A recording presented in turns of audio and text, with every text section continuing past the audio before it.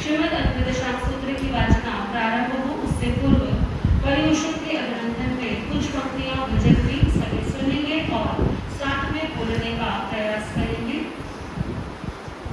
पर्युषण आए हैं सभी हर्षाए हैं, पर्युषण आए हैं सभी हर्षाए हैं, छायानंद अपार। ये दिन है आत्म उद्धार के, पर्युषण आए हैं सभी हर्षाए हैं, छायानंद अपार। ये दिन है आत्म उद्धार के, पर्युषण आए हैं सभी हर्षाए हैं, छायानंद अपार। पूरे वर्ष के पीछे ये पर्व कितने हैं आते, पूरे वर्ष के पीछे ये पर्व कितने हैं आते। प्रेम क्षमा और समता का हमको पाठ पढ़ाते, प्रेम क्षमा और समता का हमको पाठ पढ़ाते। गालो जी गीत सब अब प्रेम प्यार के, पर्युषण आए हैं सभी हर्षाए हैं, छायानंद अपार। पर्युषण आए हैं सभी हर्षाए हैं, छायानंद अपार। वैर विरोध आपस की एकदम से सभी भुलाओ, वैर विरोध आपस के एकदम से सभी भुलाओ। धैर्य ध्यान और जप तप की घड़ियां खूब लगाओ, धैर्य ध्यान और जप तप की घड़ियां खूब लगाओ। कहता है पर्व ये सबको पुकार के, पर्युषण आए हैं सभी हर्षाए हैं, छायानंद अपार। पर्युषण आए हैं सभी हर्षाए हैं, छायानंद अपार। क्या खोया और क्या पाया निज अंतर आज टटोलो, क्या खोया क्या पाया निज अंतर आज टटोलो। इस पर्व का कर आराधन सब पाप कालिमा धोलो, पर्व आराधन सब पाप कालिमा धोलो। कीर्तिमणि दिन है ये आत्म उद्धार के, पर्युषण आए हैं सभी हर्षाए हैं, छायानंद अपार। पर्युषण आए हैं सभी हर्षाए हैं, छायानंद अपार। ये दिन है आत्म उद्धार के, पर्युषण आए हैं सभी हर्षाए हैं,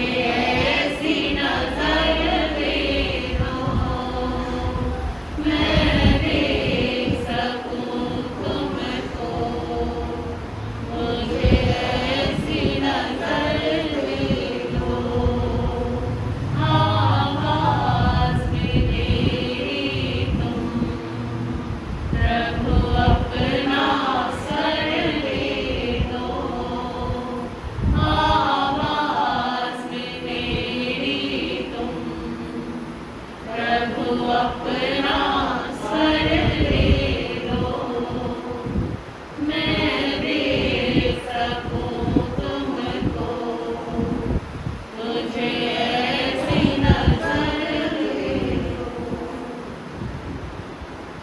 सर्वधर्म, अहिंसा एवं करुणा के अवतार शासनीश ब्रह्मवादी के पावन चरण कमलों में हृदय की असीम आस्था को सकते हैं। परम श्रद्धेया परमवंदनीय मंगल पुराणी उत्तरधारा सिद्धि उग्रवेदी महासाध्वी श्री पवन कुमारी जी महाराज के चरणों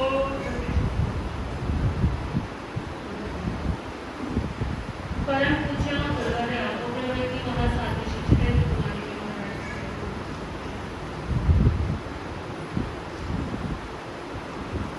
विद्याभिलाषी साध्वी श्री गौरीशा जी महाराज, उपस्थित धर्मानुरागी मोक्ष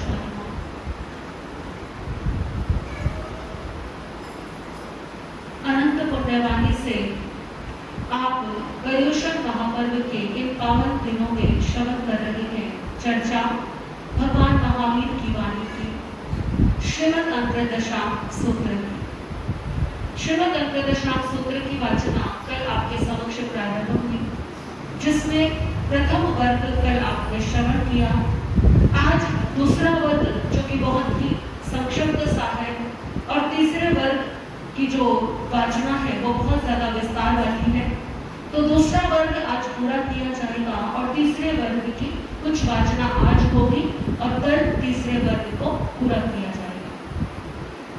जिनवाणी आगम वाचना आपके समक्ष प्रारंभ हो उससे पूर्व स्मरण करेंगे शासनपति श्रीमद् भगवान महावीर को, शासनीश प्रभु महावीर जो इस वाणी को इस ज्ञान को प्रदान करने वाले हैं। ऐसे करुणा सिंधु प्रभु महावीर के चरणों में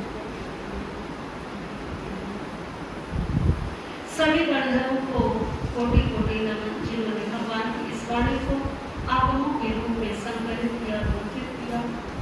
आर्य श्री धर्मा स्वामी और आर्य श्री जम्बू स्वामी के चरणों में, जिनके कारण ये वाणी आज हमारे समक्ष है।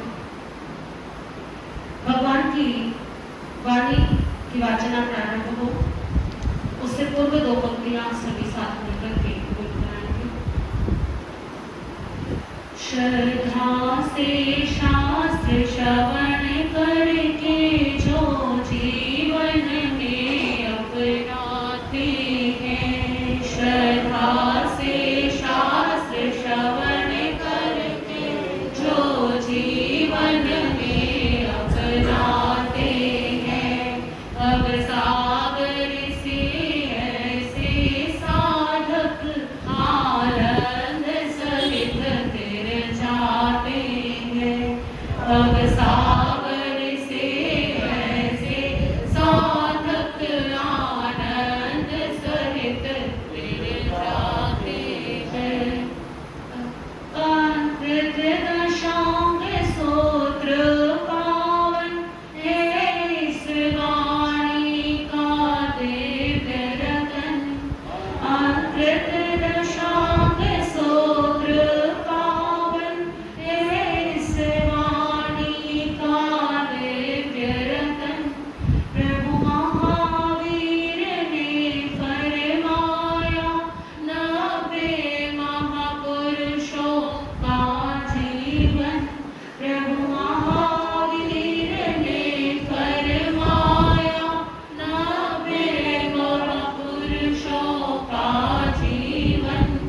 उस जीवन के गुण गापनी जीवा को धन्य बनाते हैं, उस जीवन के गुण गापनी जीवा को धन्य बनाते हैं। भवसागर से ऐसे साधक आनंद सहित तिर जाते हैं, भवसागर से ऐसे साधक आनंद सहित तिर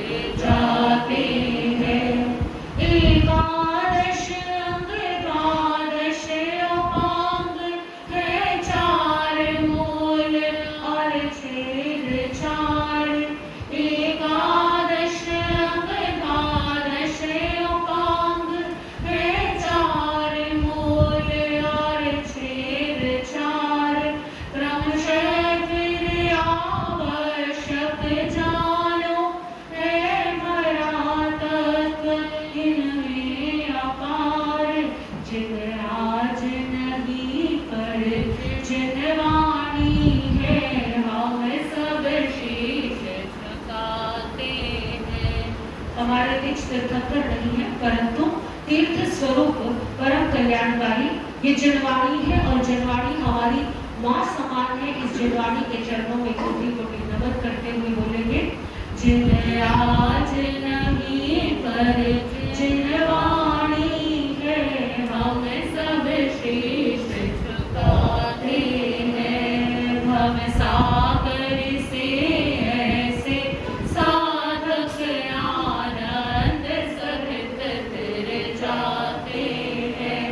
श्रद्धा से शास्त्र श्रवण करके जो जीवन में अपनाते हैं। भव सागर से ऐसे साधक आनंद सहित तर जाते हैं। बोले भगवान महावीर स्वामी की, आर्य श्री सुधर्मा स्वामी की, आर्य श्री जम्बो स्वामी की। श्रीमद् अष्टादशांग सूत्र की वाचना। द्वितीय वर्ग जर्ण भन्ते सम्मेलन जाव संपत्तेन कर्मस्य वगस्य अनमठे प्रणते दोजस्य रवन्ते वगस्य अंतर्गत दशानां सम्मेलन जाव संपत्तेन कई अध्ययना प्रणता एवं खलु जम्बो सम्मेलन जाव संपत्तेन अठ अध्ययना प्रणता तम जहाँ अकोप सागरे खलु समुद्र हिमवंत अचल नामेय धरणे पूर्णिय अभिचंद्रे चैव अठ वये तेन कारणं तेन समयेन बारवये नैर्य वर्णि तेन धारणे माया जहाँ पढ़ो बको तहाँ सवे अठ अध्ययना गुण रयन तबो कमम 16 वासाई परियाओं से तुझे मासियारे सले हराए जाव सिद्धे एवं खलु जम्बो सम्मेलन जाव संपत्तेन अठमस्य अंगस्य दोजस्य वगस्य अयोग्य प्रणते। प्रथम वर्ग की वाचना पूर्ण होने के पश्चात में आर्य श्री जम्बो स्वामी ने अपने गुरु आर्य श्री सुधर्मा स्वामी के चरणों में निवेदन करते हुए कहा, हे भगवान, श्री अंतर सूत्र के प्रथम वर्ग में भगवान महावीर स्वामी ने जो वर्णन किया वह आनंद पूर्वक आपके श्रीमुख से मैंने श्रवण किया, परंतु दूसरे वर्ग में कितने अध्याय हैं, उनमें किस विषय का प्रतिपादन है, आप कृपा करके फरमाएं। आर्य श्री सुधर्मा स्वामी ने वाचना प्रदान करते हुए कहा, हे जम्बो, भगवान ने दूसरे वर्ग में अक्षोभ, सागर, समुद्र, हिमवंत, अचल, धरण, पूरण और अभिचंद्र इन 8 अध्यायों का क्रम पूर्वक वर्णन किया है। अतः ध्यान पूर्वक श्रवण करें। श्री अनंतरिष्णेमी भगवान के समय में द्वारिका नाम की नगरी थी, जहाँ पर अंधकृष्णी नामक राजा एक जागीरदार के रूप में राज्य करते थे। उनकी धारणी नाम की एक परम आज्ञाकारिणी रानी थी और इनके अक्षोभ, सागर, समुद्र, हिमवंत, अचल, धरण, पूरण और अभिचंद्र ये 8 पुत्र रत्न थे। इन 8 कुमारों ने भगवान अरिष्टेमी के सदुपदेश से दीक्षा धारण की और गुण रत्न संवत्सर तक आदि अनेकों प्रकार की तपश्चर्याएं की। जिस प्रकार से पूर्व के साधकों ने अपने जीवन में भगवान का प्रवचन सुनकर के देशना सुनकर के वैराग्य को प्राप्त किया, इन्हें भी वैराग्य हुआ। इन्होंने भी दीक्षा धारण की, गुण रत्न संवत्सर तक और आदि अनेकों प्रकार की तपश्चर्या इन्होंने की। पूरे 16 वर्ष तक का चारित्र पालन किया और कर्मों का क्षय करते हुए अंतिम श्वासोच्छ्वास के साथ में केवल ज्ञान, केवल दर्शन को प्राप्त किया और मुक्ति को प्राप्त हुए। जिस प्रकार से प्रथम वर्ग में गौतम कुमार का वर्णन है, उसी प्रकार से द्वितीय वर्ग में इन 8 कुमारों के नाम से भी 8 अध्ययन आते हैं। इस प्रकार से ये जम्मू भगवान महावीर स्वामी ने अंतर सूत्र के दूसरे वर्ग में यही वर्णन फरमाया है। बोले अक्षोभ, सागर आदि अणगारों की इति द्वितीय वर्ग, दूसरे वर्ग की वाचना यहाँ पर पूर्ण। तृतीय वर्ग जैन भन्ते सम्मेलन जाव संपत्ति संपत्तेरं अठमस्य अंगस्य दोचस्य वर्गस्य ऐमडवे पडन्ते तच्चस्य नामन्ते वगस्य सम्मेलन जाव संपत्तेरं के अर्थे पडन्ते एवं खलु जम्बू सम्मेलन जाव संपत्तेरं अठमस्य अंगस्य तच्चस्य वर्गस्य अंतर्दशान तेरस अचरणा पडता तम जहाँ अनिय सेन अनंत सेने अजिय सेने अनिमय नीम देव सेने सतु सेने सारणे गए सोमहे दुहे कुवई रारे अनादुची जैनम हंते सम्मेलन जाव संपत्तेरं अठमस्य अंगस्य अंतर्दशान तच्चस्य वर्गस्य तेरस अचरणा पडता तम जहाँ अनिय सेन जाव अनादिची पडमसडम हंते अचरणस्य अंतर्दशान सम्मेलन जाव संपत्तेरं के अर्थे पडते। दूसरे वर्ग की वाचना प्रारंभ पूर्ण होने के पश्चात में श्री जम्बू स्वामी ने अपने गुरु आर्य श्री सुधर्मा स्वामी के चरणों में तीसरे वर्ग की वाचना हेतु निवेदन किया। आर्य श्री सुधर्मा स्वामी ने तीसरे वर्ग की वाचना प्रारंभ करते हुए कहा, हे जम्बू, तीसरे वर्ग में 13 अध्ययन है। उनमें अनिय से, अनंत से, अजित से, अनिहत रिपु, देव से, शत्रु से, सारण, गज सुकुमार, सुमुख, दुर्मुख, कूपक, तारुक और अनादृष्टि इन 13 कुमारों का वर्णन किया गया है। हे भगवान, इन 13 अध्यायों में से प्रथम अध्याय में क्या भगवान ने फरमाया है सो कृपा करके बताएं। एवं खलु जम्बू तेनम कालेन तेनम समयेन मतिपुरे नामक नैरे होता निधिपीय सविते वर्णो तसनं मतिपुरस्य नैरस्य बहिया उत्तर पुरति में दिसे भारी सीढ़ी बड़े नामक उच्चारणे होता वर्णो जड़ सत्तुराया तथा मतिपुरे नगरे नागे नामक गहावई होता अठे जाव अकड़ी हुए तसनं नागस्य गहावई से सुसा नामक भार्या होता सुकुमारा जाव सुरुवा तसनं नागस्य गहावई से उत्ते सुसाए भार्यारे अते अनिय से नाम कुमारे होता सुकुमारे जाव सुरुवे पंचधारी परिचिते तंजा अग्नि प्राय जहाँ दड़ पलिने जाव गिरी कंदर बलिने चंपक पाए वे सुहम सुमेरम परिवर्तन। आर्य श्री सुधर्मा स्वामी फरमाते हैं, हे जम्बू, अर्घ करष्टेनी भगवान के समय में एक नगर था जिसका नाम था भद्रपुर। भद्रपुर नामक नगर में एक नगर अपनी अटूट संपत्ति की गुण गरिमा से सुशोभित था, अर्थात वहां पर धन वैभव की संपत्ति की कोई कमी नहीं। नगर से कुछ ही दूरी पर ईशान दिशा में अपने नाम को यथार्थ रूप से चरितार्थ करने वाला समस्त उपवनों की जीवित श्री की भांति श्रीवन नाम का एक अति सुंदर और सुरम्य उद्यान था। उस समय भद्रपुर में राजा शत्रु राजा राज्य करते थे। उसी नगर में नाग नामक एक महान गाथापति समृद्धशाली गाथापति निवास करता था। अटूट लक्ष्मी का वह स्वामी था। सोसा नाम की एक बड़ी ही सुकुमार परम सुंदरी धर्म पत्नी थी। उस नाग नामक गाथापति के पुत्र अनिय सेन का 5 प्रकार की ढालों में बड़ी ही सुंदर तरीके से आदि व्याधियों से रक्षा करते हुए जिस प्रकार से पर्वत की गुफाओं में चंपक वृक्ष सुरक्षित रहता है, हरा भरा रहता है, क्योंकि पर्वत की गुफा में कोई भी उस वृक्ष को हानि नहीं पहुंचा सकता, ना तो कोई उसकी शाखाओं को तोड़ सकता है, ना कोई उसके फल पत्तों को अलग कर सकता है। आंधी तूफान से भी उस पर कोई प्रभाव नहीं होता, क्योंकि वो कहाँ है, पर्वत की गुफा में है, ओट में है। उसी प्रकार से उस पुत्र का भी पूर्ण सुरक्षा के साथ, प्रेम के साथ में लालन पालन किया गया था। तैरणतम अनियसम कुमारन साइरेक अठवासजायम अमापियरो कलाय लिए जाओ मोह समर्थयाभिमुखा तदैरणतम अनियसम कुमारन मुक्तवाले भावम जाने का अमापियरो सरिसयानम सरिसोभयानम सरिस रावण रूप जोवण गुणो वयानम सरिसे हिंतो पुले हिंतो पड़मस वगस्य अयोध्य पढ़ते।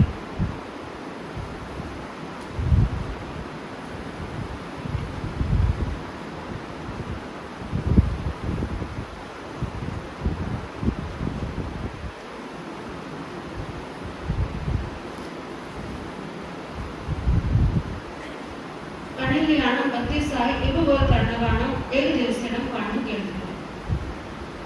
अनिय सेन कुमार धीरे धीरे समय बीतने के साथ 8 वर्ष की आयु का हुआ। 8 वर्ष की आयु होने पर एक कला कोविद के पास विद्या अध्ययन के लिए भेजा गया। धीरे धीरे समय आने पर कुमार अनिय सेन 72 कलाओं में निपुण हो गए।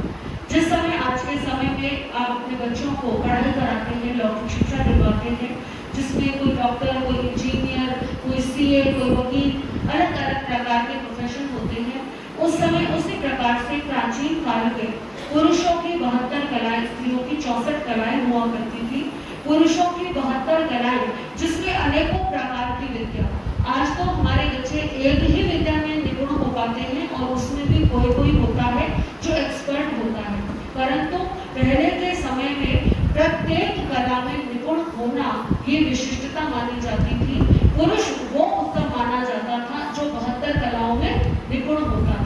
और इन 72 कलाओं का यदि विस्तार से आप वर्णन सुने तो इसमें बहुत सारी कलाएं आती थी। मकान बनाने, वास्तु मकान बनाने की कला, रूप परिवर्तन की कला, वस्त्र इत्यादि की कला। तो कोई कार्य ऐसा नहीं था कि जो केवल स्त्रियों का हो और पुरुषों का नहीं हो।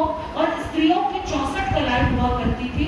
इसका तात्पर्य क्या है कि ऐसा नहीं है कि प्राचीन काल में स्त्रियों को शिक्षा का अधिकार नहीं था, अपितु उत्तम स्त्री वही मानी जाती थी जिसे 64 कलाओं का ज्ञान होता था। तो कुमार 72 कलाओं में निपुण हो गया। युवा अवस्था आने पर माता पिता ने उसका विवाह एक बड़े ही श्रेष्ठ कुल के कुमार के समान अवस्था, रूप, चतुराई और गुणों में निपुण ऐसी 32 कन्याओं के साथ में कुमार का विवाह कर दिया। ते लागे गावाई अनेस कुमारस्य एवं एयारुवा पीतिदान कन्याई तम जहाँ 32 हिरण कोड़ियो जहाँ महाबलस्य जाप उपिक पासे पासाई वर्गे कुटमाणई मुई गवत्रे ही भोग गोवाई भुज बेलमाणे विहरई तेना कारण तेना समयना अर्हा अरिटने में जाओ समोसड़े सिरी वने उच्चाणे आहा पड़े रुवा और गहम जाओ विहरई परिसाने गया तदेन तस अनियस्य कुमारस्य वहे आचरण सधन जहाँ कोई में कहा नगरम समाये मायाई 14 उपाई अहिजय विसक वासाई परियाओ से सब रहे जाओ से तुझे अवय वासियाय संदेहनाय जाओ से थे एवं खनुजको सनेन जाओ संपत्तेना 8 अंगस अंतर दसानम तचस वंगस परम अध्ययनस अभक्ति। जब विवाह हुआ तो प्रत्येक वधु पक्ष की ओर से 1-1 करोड़ सवैये दहेज के रूप में प्राप्त हुए। अणिय सेन कुमार विवाह के पश्चात में अपने विशाल राजमहल में अनेक प्रकार की क्रीड़ाएं करता हुआ, अठखेलियां करता हुआ आमोद प्रमोद में जीवन व्यतीत करने लगा। जीवन का यही युवा अवस्था का समय था, स्वतंत्र समय था। अरहत अष्टमी में भगवान उस नगर के श्रीवत नामक उद्यान में पधारे। भगवान के आगमन का शुभ समाचार सभी को प्राप्त हुआ। जन समूह उनके दर्शनों के लिए उमड़ पड़ा।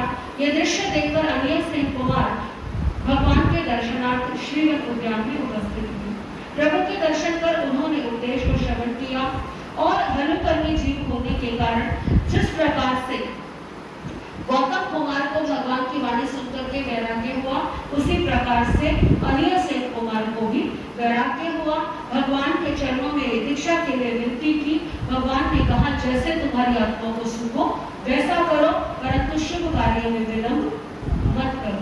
ऐसा सुनकर के अपने माता पिता और पारिवारिक जनों से आज्ञा लेकर के पूरे उत्साह के साथ और पूरे समर्पण के साथ में अनिय सेन कुमार ने भगवान के चरणों में दीक्षा धारण कर ली।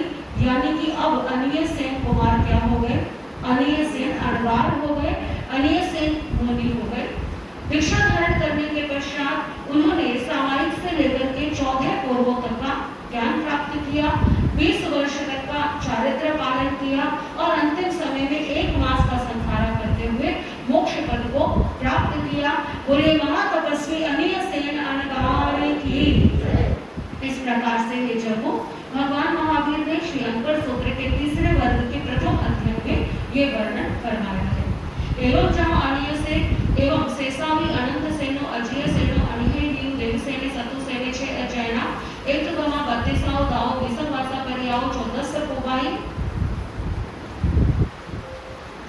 अहि जति से तुझे जाव सेतना छठम अजयनम समुद्रम जैनम हस्ते उठेवो सतमस्त तेनम कारणम तेनम समयन पार्वय नैये जहाँ पड़वे नगरम वसुदेवी राया धारिणी देवी सिंहो सुमने सारणे कुमारी कर्णा सौ दाओ 14 कोबा विसम वासा परियाओ शेषम जहाँ गोयमस्त जाव से तुझे सत्य।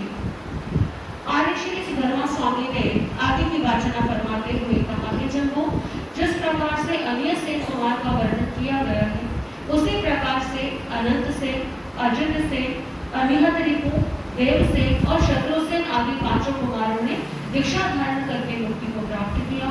ये चारों बदरपुर के नाग नामक गाथापति के पुत्र थे और परस्पर सहोदर भ्राता थे। इनकी भी धूमधाम से 32 कन्याओं के साथ इनका विवाह हुआ। प्रत्येक को 32 करोड़ का दहेज प्राप्त हुआ, परंतु सच्ची लगन के सामने संसार के सभी बंधन शिथिल पड़ जाते हैं। इन सब कुमारों ने भगवान की वाणी को सुनकर के संयम अंगीकार किया, 14 वर्ष तक का चारित्र पालन किया और अंत में एक मास का संधारा करते हुए सिद्ध और मुक्त हुए। बोले अनंत सेन, अजित सेन आदि अणगारों की यहाँ तक ये 6 अध्याय पूरे हुए। तीसरे वर्ग के 6 अध्याय यहाँ पूरे हुए। उसके पश्चात आर्य श्री सुधर्मा स्वामी फरमाते हैं कि जम्मू चौथे आर्य के द्वारका नाम की नगरी थी, जहाँ पर राजा वसुदेव अपनी रानी धारणी सहित राज्य किया करते थे। एक दिन रानी को सिंधु का शुभ स्वप्न दिखाई दिया और उस स्वप्न के कुछ ही काल के पश्चात में राजा वसुदेव के घर में धारणी रानी की कुक्षी से एक पुत्र का जन्म हुआ। उस पुत्र का नाम रखा गया सारण कुमार। कुमार का बाल्यकाल विद्या अध्ययन हुआ और युवा अवस्था आने पर 50 कन्याओं के साथ विवाह कराया गया। समय आने पर इनको भी वैराग्य हुआ और ये भी अनंत ऋषि भगवान का उपदेश सुन करके वैराग्य प्राप्त करके दीक्षित हुए। 14 वर्ष के अविरल परिश्रम से उन्होंने 14 गुरुओं का ज्ञान अर्जन किया, 20 वर्ष का चारित्र पालन किया और अंत में 1 मास का संधारा लेकर के सिद्ध बुद्ध और मुक्त हो गए। विशेष वर्णन प्रथम वर्ग के प्रथम अध्याय में वर्णित गौतम अणगार की भांति ही समझना चाहिए। बोलिए सारण अणगार की जैनम मंडे उठेगो और नमस्ते एवं खलजो तेनम कारणम तेनम समरणम वारवये नाइये जहां बढ़ में जाव अरहा रिटने में सामी समोसणे तेनम कारणम तेनम समयनम अरहा और रिटने में से अंतेवासी 6 अणगारा भाईरो सहोदरा होता सरिसया सरितया सरि सवया नियुक्त गवन गुलिये अयसी कुसुम पगासा सिरि वच्छम किए वच्छा कुसुम कुंडल बदलया नल गोबर समाना तैणम ते 6 अणगारा जम चेव दिवसम मुंडा जाग भविता आगारम अणगारियम पवैया तम चेव दिवसम अरहम अरिटनेमि बंधे नमसे बंदिता नमसिका एवं वयासे इच्छामो नमन्ते तुबेहिम अग्नुनाया समाना जाव जीवाय छटन छटेनम अनिखितेनम तव कम्मम संजमेनम तत्सा अपानम भावे माना विहरिते आस्वे देवानक्य मा परिबद्ध करेह तैणम ते 6 अणगारा अरहा अरिटनेमिना अग्नुनाया समाना जाव जीवाय छटन छटेनम जाव विहरिते। आर्य श्री जम्मू स्वामी ने निवेदन किया, हे प्रभु, 7वें अध्याय में भगवान महावीर ने जो फरमाया वो आपने मुझे प्रदान किया, परंतु 8वें अध्याय में भगवान ने जो वर्णन फरमाया है मेरा मन उसको सुनने के लिए बड़ा ही लालायित है। अतः कृपा कर आप मुझे तीसरे वर्ग के 8वें अध्याय की वाचना प्रदान करें। हे जम्मू उस समय द्वारका नाम की नगरी थी जिसका वर्णन पहले भी आ चुका है। उसी द्वारका नगरी में एक गांव से दूसरे गांव विचरण करते हुए एक दिन अरहत ऋषि भगवान का पदार्पण वहां पर हुआ। उस समय भगवान के साथ में 6 शिष्य थे। वे 6 शिष्य परस्पर सगे भाई थे। इनका रंग रूप अवस्था बिल्कुल एक जैसी थी। उनका वर्ण नीले कमल के भैंस के सींग के अंदर के भाग एवं अलसी के फूल के समान सुंदर था। इनका वक्षस्थल श्रीवत्स साधिया से सुशोभित था। जिस प्रकार से फूलों का ढेर अत्यंत कोमल सुकुमार होता है, उसी प्रकार से इनका शरीर भी कोमल और सुकुमार था। इस प्रकार ये 6 मुनि कुबेर के पुत्र की भांति शरीर सुंदर शरीरधारी थे। जिस दिन इन 6 सगे भाइयों ने दीक्षा धारण की, भगवान की मोह माया को छोड़कर जिस दिन ये मुनि बने, उसी दिन अरहत ऋषि ने भगवान के चरणों में निवेदन किया था, हे प्रभु, हमारी ऐसी इच्छा है कि यदि आपकी आज्ञा प्राप्त हो जाए तो हम जीवन पर्यंत बेले बेले की तपस्या करते हुए अपनी आत्मा को भावित करना चाहते हैं। देखिए, बेले बेले की तपस्या और जीवन पर्यंत करना ये कोई सरल बात है, क्योंकि मानव का शरीर है, औदारिक शरीर है, हड्डी रक्त मांस त्वचा से मिलकर बना हुआ, जिसे आदि व्याधियों का भय बना ही रहता है। और इस औदारिक शरीर में बुढ़ापे का भी क्या है, बुढ़ापा अपने आप में एक क्या बीमारी ही है, रोग ही है। धीरे धीरे इंद्रियां शिथिल होने लग जाती है। तो जब तक युवा अवस्था है तब तक तो तपश्चर्या करना आसान है, परंतु वृद्ध अवस्था आने पर तपस्या करना सरल नहीं। परंतु कितना दृढ़ संकल्प चाहिए ये नियम लेने के लिए कि जीवन पर्यंत क्या करेंगे, बेले बेले की तपस्या करेंगे, यानी कि बेला करेंगे, फिर एक दिन पारण, फिर बेला यानी 2 दिन का उपवास और फिर एक दिन पारण। तो आसान नहीं है ये तपस्या करना। आज भी कई साधक प्रयास करते हैं कि 5 बेले 10 बेले या चातुर्मास में बेले बेले तक की आराधना करें। हमारे घोर तपस्विनी महासाध्वी श्री ब्रह्मलीला जी महाराज जो है चातुर्मास में बेले बेले पारने की तपस्या कई बार वो किया करते थे। तो बहुत उत्कृष्ट तपस्या होती है। कहने को बेले की तपस्या होती है, परंतु बड़ा कठिन काम है। एक बार में 8 उपवास करना, मासक्रमण करना फिर भी संभव है, परंतु बेले बेले की तपस्या, क्योंकि पारने का कितना समय है, एक ही दिन है, और बेले के पारने में भोजन भी ठीक से किया नहीं जाता, और फिर बेला आ गया, फिर पारण, फिर बेला आ गया, उसमें हर प्रकार के मौसम भी आ गए, शरीर की अनुकूलता प्रतिकूलता भी आ गई, और आदि व्याधि के सभी समय भी आ गए। तो मानसिक संकल्प भी बहुत मजबूत चाहिए। तो बेले बेले की पारणा करने का संकल्प उन्होंने किया। भगवान की आज्ञा प्राप्त हो गई, जैसा तुम्हें सुख हो वैसा ही करो। आज्ञा प्राप्त होने पर वे छहों मुनिराज बेले बेले की तपस्या करते हुए आत्म आनंद में रमण करते हुए वो विचरण करते हुए तैणते छे अणगारा अन्या कयाई छठकवण पारणसी पड़माय कोई से सजायम करे करेगा जहाँ गोयम स्वामी जावच्छामण अग्नते छठकवणस्य पारणाय कुबेहिम अग्ननाया समाना तिहिम संगाड़ेहि पारवये नैरे जावणितये अहा स्वयं देवालोपय तैणते छे अणगारा अलिह रटने बिना अपनुनाया समाना अरहम अरटने में बते नमस्ते बदिता नमस्तेता अरह अरटने में से अंतियाओ सहस्रमणा उच्चारणा पढ़े निकुमंती पढ़े निकुमिता तिहिम संगाड़ेहि अतुर्यम जावणितये। इसके पश्चात वे छहों अणगार बेले बेले की तपस्या करने लगे। भगवान अरिष्टेनी के चरणों में रह करके, क्योंकि भगवान के साथ साथ वे भी द्वारिका नगरी में पधारे थे, तो द्वारिका नगरी में आने के पश्चात एक दिन उनका बेले के पारने का दिन था। अब पारने का दिन है तो पारणा लेने के लिए जाना है। तो पारणा लेने के लिए जाने के लिए उन्होंने क्या किया कि पारने वाले दिन पहले पहर में स्वाध्याय किया। पहले प्रहर में स्वाध्याय कर भगवान महावीर के समक्ष जिस प्रकार से गौतम स्वामी आते थे और गौतम स्वामी निवेदन करते थे, तो उसी प्रकार से इन्होंने भी निवेदन किया। क्योंकि हमारे जो जैन समाचारी है साधु साध्वियों की, उसमें ये नियम है कि जब भी आहार के लिए जाए तो गुरु की आज्ञा लेकर के जाए, और भोजनी लेकर के आए तो वापस आकर के भी क्या करें, गुरु को वंदन नमस्कार। ये छोटे छोटे नियम होते हैं, जैसे आपके घरों में नियम होते हैं कि घर का कोई सदस्य बाहर जाए घर से तो घर में बोल करके जाए, और वापसी आए तो आते ही बताए कि मैं वापस आ गया। उसी प्रकार से ताकि ये संयम चर्या जो है वो उचित प्रकार से चलती रहे, तो ये समाचारी है। तो भगवान के चरणों में जाकर के उन्होंने आज्ञा ली कि भगवान यदि आपकी आज्ञा हो तो हम बेले के पारने के लिए छहों मुनिराज 3-3 सिंघाड़ों में बढ़ करके द्वारिका में गोचरी के लिए जाते हैं। यानी कि 6 मुनिराज हैं, 2 का एक ग्रुप बनाया, 2 का दूसरा ग्रुप और 2 मुनिराज का तीसरा ग्रुप, सिंघाड़ा यानी कि ग्रुप को।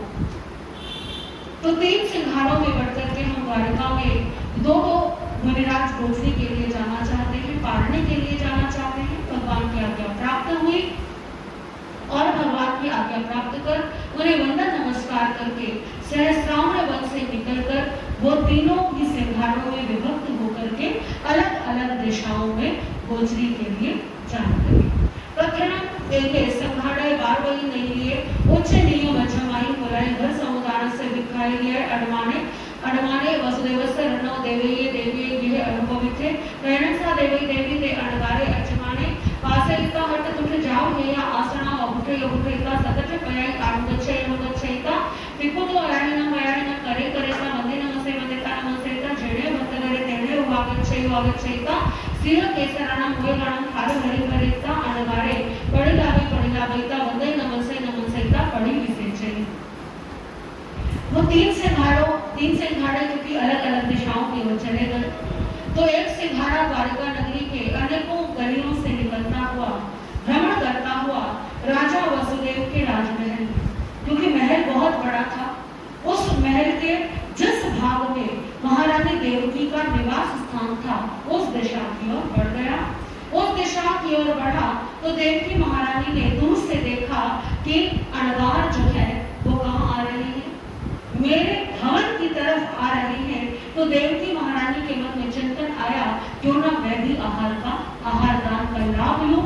देवकी महारानी अपने आसन से खड़ी हुई, आसन से खड़ी होकर के अपने द्वार की ओर गई। मुनिराज तब तक थोड़े और निकट आ चुके थे। देवकी महारानी ने मुनिराजों को वंदन नमस्कार किया। वंदन नमस्कार करके 3 बार अपने हाथों से प्रदक्षिणा करके वंदना की और विनती की कि आप भिक्षा के लिए मेरी रसोई में पधारिए। भोजन ग्रह की ओर वो मुनिराजों को लेकर के आई। देवकी महारानी के मन के भाव जो है वो बड़े ही उज्जवल है। देखिए देवकी महारानी जिनके नीचे न जाने कितनी दास दासियां, न जाने कितने सेवक सेविकाएं काम करते थे, उन्होंने इस अवसर का पूरा लाभ उठाने का भाव, ऐसा नहीं सोचा कि भिक्षा तो कोई भी बहरा सकता है। अपनी किसी विश्वसनीय दासी से भी कह सकती थी कि देखो मुनिराज आए हैं, जाओ और जाकर के क्या कर दो, इन्हें भोजनी बहरा दो।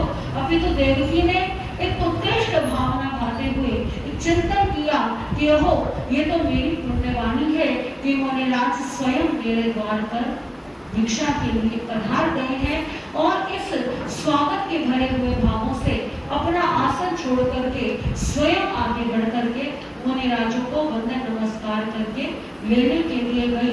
ये आहार दान की विधि का ही एक अंग है। ऐसा नहीं है कि देवकी महारानी ने कुछ विशिष्ट किया, ये आहार की विधि है, परंतु इस आहार की विधि का पालन करने के लिए देवकी महारानी ने स्वयं अपने आसन को छोड़ा। अनेकों दास दासियों के होते हुए भी स्वयं अपने हाथों से ये शुभ कार्य करने का विचार किया। उत्कृष्ट भाव थे मन में प्रसन्नता के, आज तो मैं धन्य हो गई। क्या बहना, क्योंकि देवकी की भोजन गृह में न जाने कितने प्रकार के पकवान होंगे। आपकी भी रसोई में कितनी चीजें होती हैं, बहुत तरह के जो है अलग तरह के। आज तो वैसे भी समय ऐसा है कि वैरायटी की कोई कमी नहीं है। तो उस समय देवकी के भोजन गृह में न जाने कितने प्रकार के मिष्ठान पकवान सब कुछ विद्यमान थे। देवकी चिंतन करती है कि अच्छे से अच्छे, उत्तम से उत्तम मैं क्या बनाऊं। आप भी यही भाव रखते हैं। हम घरों में जाते हैं भिक्षा के लिए, भोजनी के लिए, गृहस्थ वर्ग सोचता पता नहीं महाराज श्री जी को हम, ये अपने भाव है एक श्रावक श्राविका के, श्रावक वर्ग के। तो देवकी महारानी अपने भोजन गृह की ओर लेकर के गई और क्या चिंतन कर रही है देवकी। एक कवि ने बड़े सुंदर शब्दों में भजन के भावों में पिरोया है कि जब आपके भी घर में कोई भी मुनिराज, कोई भी संत साध्वी थी, जब भोजने के लिए पधारे, अवसर मिले इस प्रकार का, तो आप भी कैसे भाव रखें, कैसे विचार रखें। क्योंकि पुण्य उपार्जन के लिए ये जरूरी नहीं है कि आप महंगी वस्तु बनाएं, ये बात ध्यान रखिएगा। जरूरी नहीं है कि पुण्य उपार्जन के लिए आप कोई महंगी पकवान, भोजन सामग्री, मिष्ठान बहराएं। पुण्य उपार्जन के लिए आप किस भावना से बहरा रहे हैं, ये ज्यादा जरूरी है। शालिभद्र की विधि कोई ऐसा नहीं है कि उसने जो है बहुत बड़े महंगे मिष्ठान पकवान बहराए थे। क्या बहराया था? खीर बहराया। और खीर के पीछे भाव कैसे थे? वो खीर उस बालक के लिए सर्वस्व थी, उस बालक के लिए वो उसकी कितनी बड़ी इच्छा थी, और वो खीर उसने क्या कर दी? बहरा दिमास्कवन का पारना था मुनि का। और देने के पश्चात में ये नहीं चिंतन किया कि अरे मैंने तो सारी की सारी थोड़ी सी रख लेता तो क्या हो जाता, मुझे भी स्वाद मिलता, ऐसा नहीं सोचा। तो दान के पीछे भावना क्या है? जरूरी नहीं है कि आप लाखों का दान करें तो ही आपका कल्याण होगा। आप परोपकार करने चलते हैं, यदि आपने सच्चे मन से किसी एक जीव का भी भला कर दिया, यदि आपने सच्चे मन से एक बार भी सुपात्र दान कर दिया, तो आपका कल्याण हो सकता है। और देखिए कितना रिद्धिवानशाली होते हैं। तो भाव बड़े जरूरी है। क्या कहता है कवि? देवकी के भावों को प्रकट करते हुए सोचती है देवी, देवकी का स्वागत है मुनिवर आए हैं, स्वागत है मुनिवर आए हैं, मेरे सौभाग्य सवाए हैं, मेरे सौभाग्य सवाए हैं, स्वागत है मुनिवर आए हैं, स्वागत है मुनिवर आए हैं। घर बैठी ही गंगा आई, घर बैठे ही गंगा आई, इतनी ऊंची है तो न्याई, कितनी ऊंची है तो न्याई, मैंने शुभ दर्शन पाए हैं, मैंने शुभ दर्शन पाए हैं, स्वागत है मुनिवर आए हैं, स्वागत है मुनिवर आए हैं। जो शरण होते हैं, मुनि होते हैं, वो 27 गुण के धारक होते हैं, जन जन का उद्धार करते हैं, क्योंकि स्वयं भी धर्म आराधन करते हैं और श्रावक श्राविकाओं को भी धर्म करने की शिक्षा देते हैं। 27 गुण के धारक हैं, 27 गुण के धारक हैं, जन जन के ओ धारक हैं, जन जन के ओ धारक हैं, आंगन सुर तरु विकसाए हैं, आंगन सुर तरु विकसाए हैं, स्वागत है मुनिवर आए हैं, स्वागत है मुनिवर आए हैं। आहार के लिए विनती की देवकी महारानी ने कि महाराज मेरे भोजन ग्रह में आपके लिए निर्दोष आहार तैयार है, आप कृपा कीजिए, मुझे पुण्यार्जन का अवसर प्रदान कीजिए। निर्दोष आहार है कृपा करो, निर्दोष आहार है कृपा करो, बोली मुझे पर उपकार करो, बोली मुझ पर उपकार करो, वंदन कर भाव बताए हैं, वंदन कर भाव बताए हैं, स्वागत है मुनिवर आए हैं, स्वागत है मुनिवर आए हैं। देवकी महारानी ने विनती की और मुनिराज भोजन ग्रह में पधारे। मुनियों ने अपने पात्र खोल लिए और देवकी महारानी ने, क्योंकि देवकी महारानी के पुत्र थे श्री कृष्ण, और देवकी महारानी क्योंकि एक माँ है, वो रानी है तो ये क्या है? माँ भी है। और माँ का मन कैसा होता है? चाहे कितने ही घर में सेवक हो, नौकर चाकर हो, फिर भी माँ का मन क्या होता है? मेरे पुत्र को, मेरे बच्चे को, मेरी संतान को ये चीज अच्छी लगती है तो मैं अपने हाथों से, ऐसा ही होता है ना, कितना भी बाहर का खिला लो, लेकिन माँ का मन क्या रहता है, मैं बना करके खिलाऊं।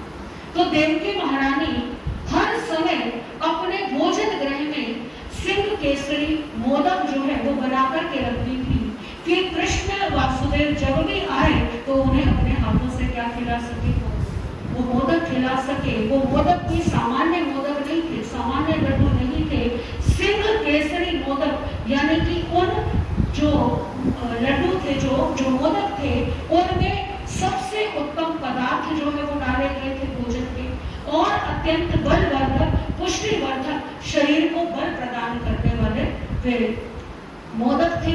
तो देवकी महारानी को मन में भाव आया कि मेरे भोजन गृह में मेरे हाथ के बनाए हुए क्या है, मेरे पुत्र के लिए बनाए, वो तो मैं फिर कभी बना दूंगी, दोबारा बना दूंगी, लेकिन ये अवसर बार बार नहीं आएगा।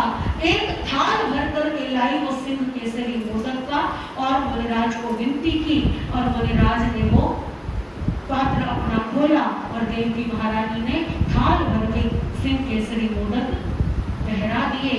है धन्य देवकी महारानी, है धन्य देवकी महारानी, बांधी है ऊंची पुण्यवानी, बांधी है ऊंची पुण्यवानी, केसरिया मोदक बहराए हैं, केसरिया मोदक बहराए हैं, स्वागत है मुनिवर आए हैं, स्वागत है मुनिवर आए हैं, मेरे सौभाग्य समाए हैं, मेरे सौभाग्य समाए हैं, स्वागत है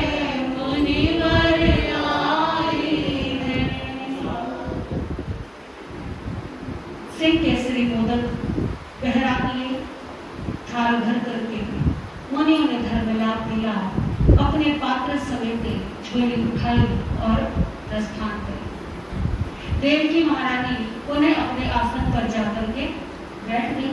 तदनंतरम चैनम दोचे संघाड़े बारवये नैरिये उच्च जाओ विसर्जये, तदनंतरम तम चैनम तच्चे संघाड़े बारवये नैरिये उच्च निये, जाओ पड़िलावई ता एवं वयासी किन्नम देवानुप्रिया, कर्णम वासुदेवस्य इनसे बारवये नैरिये द्वारे सुजोया आयामे प्रचक्कम, देवलोक हुयाए सवर्णा निगंधा उच्च निये मध्यमाई बुलाई, घर समुदाय से दिखाई दिया अडमाना भक्त पाणा मूल लगंती, जन्म ताई चेव कुलाई भक्त पाणा बुझो बुझो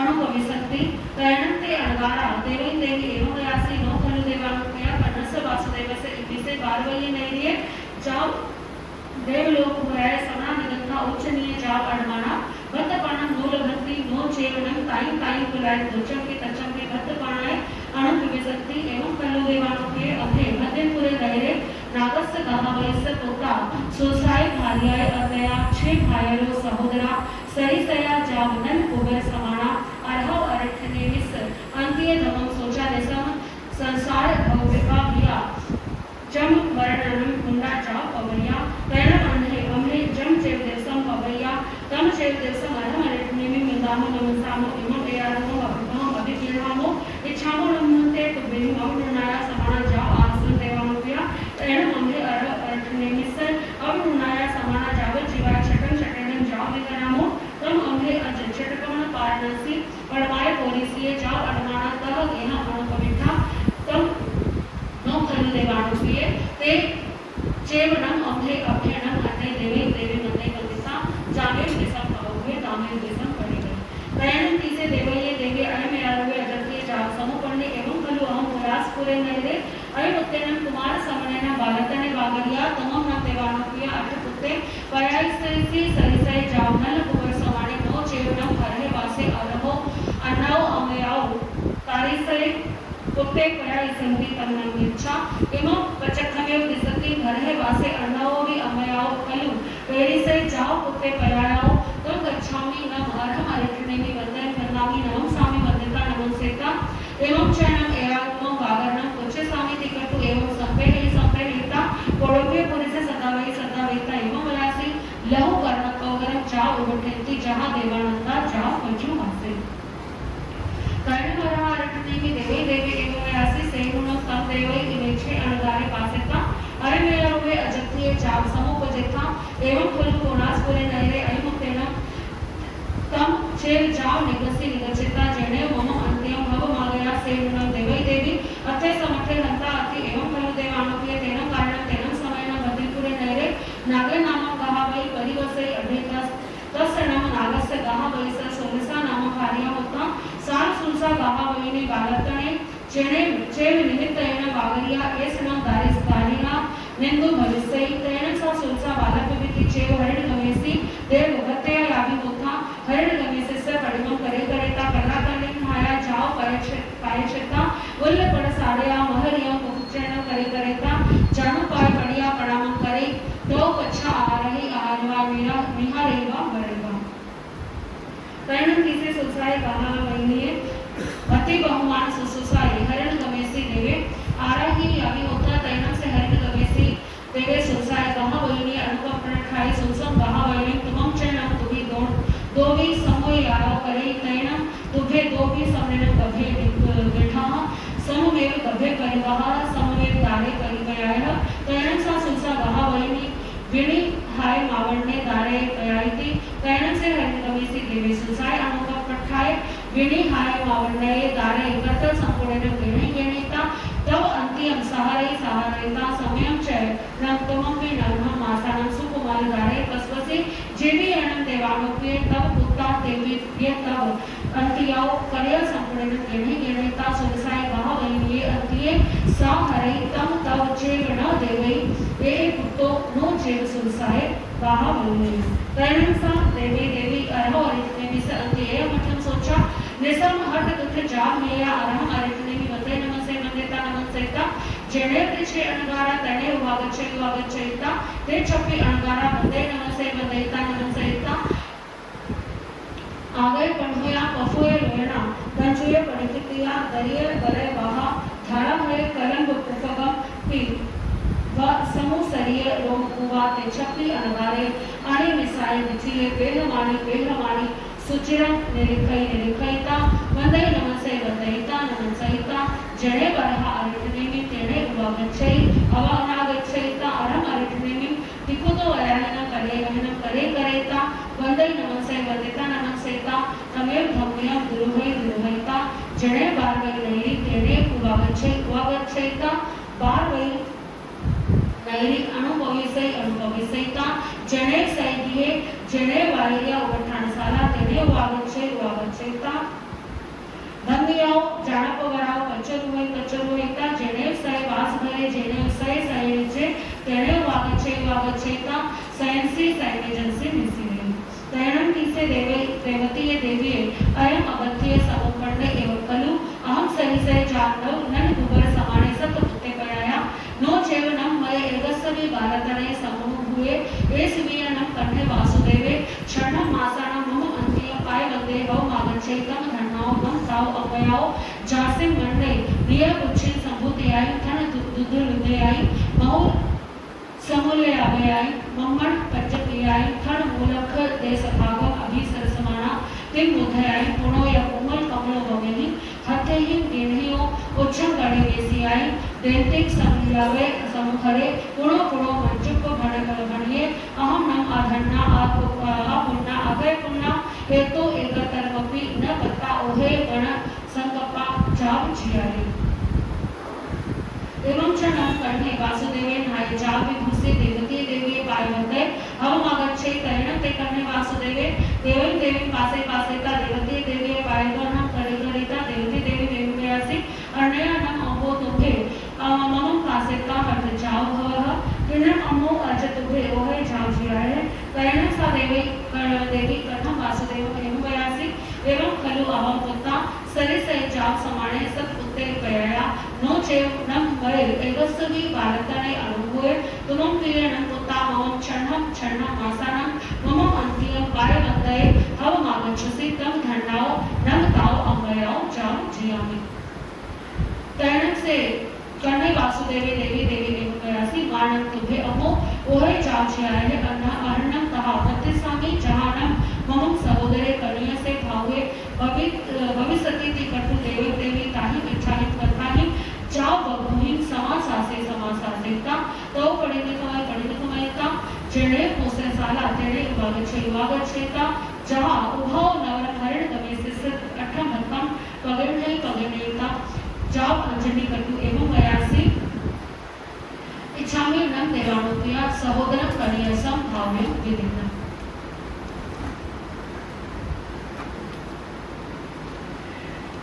देवकी महारानी ने सिंह केसरी मोदक का थाल भर कर के बहराया।